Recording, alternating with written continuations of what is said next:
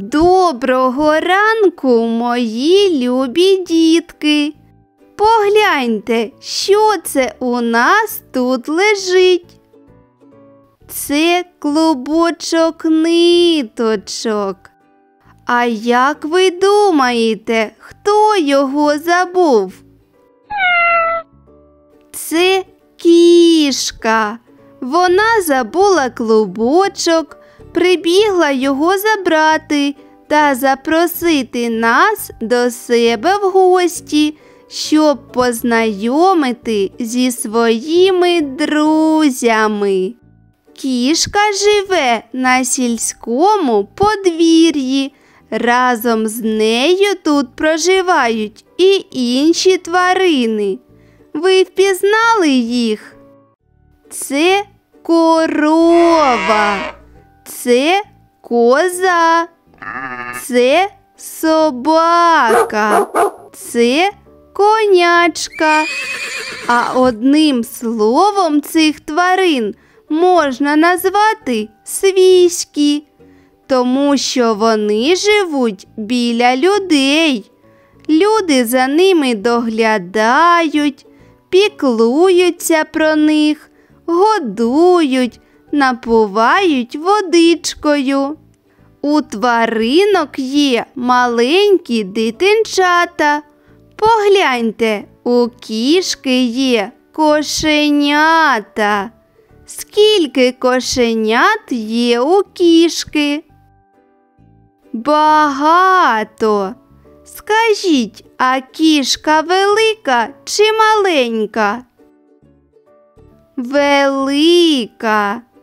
Це собака, а це цуценя, її маленьке дитинча. Скільки цуценят є у собаки? Одне чи багато? Одне. А цуценя велике чи маленьке? Маленьке. У корови є телята. Скільки теляток є у корови? Багато. Погляньте на корову. Вона велика чи маленька? Велика. Це коза, а це козенята, її маленькі дитинчата. Скільки козенят? Багато чи одне? Багато. Вони великі чи маленькі? Маленькі. А це конячка. У конячки є лоша. Скільки діток є у конячки? Одне. Лоша велике чи маленьке?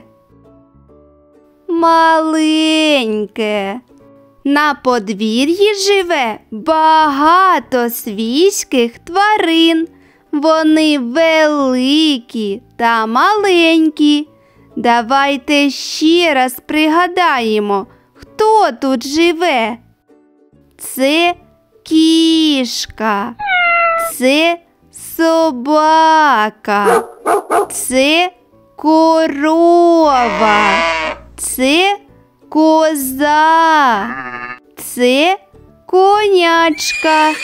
Дітки, ви молодці, були дуже уважними.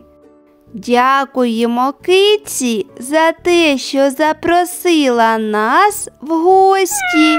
Дякую вам за увагу під час заняття.